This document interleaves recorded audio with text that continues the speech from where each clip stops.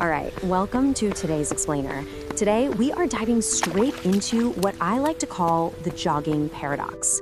Now, we all kind of take for granted that jogging is just flat out good for you, right? Well, a massive new scoping review from the Samsara Journal just dropped, and it uncovered a totally fascinating duality. So, we're gonna break down 3 seriously surprising facts about jogging that honestly might completely change the way you think about lacing up those running shoes. But real quick, before we even get to those facts, you've got to understand the sheer scale of the data we're talking about here. Over 786,000 participants. Seriously, that's the number of people analyzed across 86 original studies just to build this evidence map.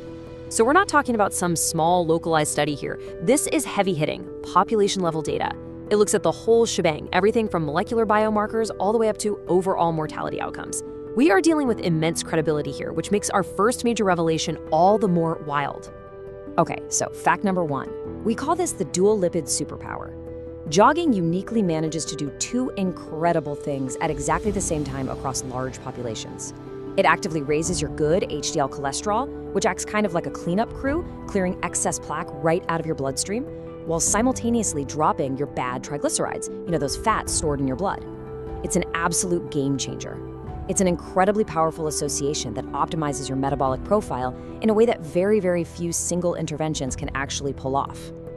Now, this next part brings up a really provocative thought, especially for those of us who, do our running out in the city. What if the very environment you're running in is actually fighting against you? Think about it. We've all been there, running near a super busy street or maybe heading out on a really smoggy day. What if the air you're breathing in while you run is actively hurting your heart? Well, fact number 2 is gonna blow your mind. The data reveals that jogging actually acts as this unexpected, invisible shield against environmental stress.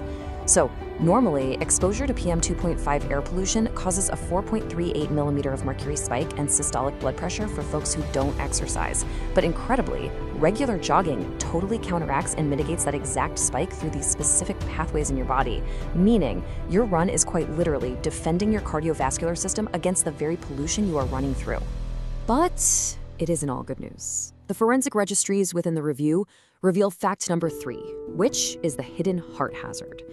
This kind of shatters the whole assumption that more is always better. The data shows that jogging actually triggers up to 17% of sports-related sudden cardiac deaths. Yeah, 17%. Now, this acute risk is predominantly concentrated in middle-aged individuals who have underlying, totally unrecognized ischemic heart disease, which basically means narrowed arteries that restrict blood flow.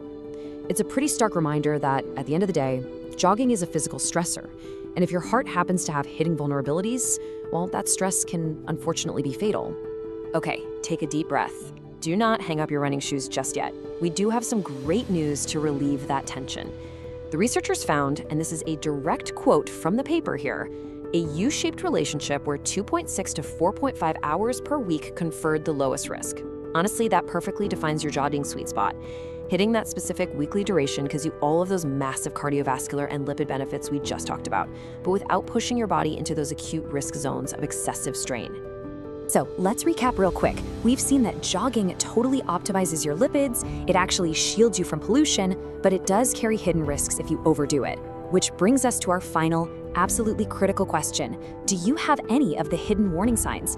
Because this review heavily emphasizes that pre-participation cardiovascular screening and getting an individualized exercise prescription are absolutely vital, especially if you fall into a higher risk demographic. To find out what those exact warning signs are and to discover the personalized screening guidelines for yourself, you really need to go read the full SAM or SARA review right now. Seriously, go check out the original paper because it could quite literally save your life. Thank you so much for joining this explainer, and as always, keep learning.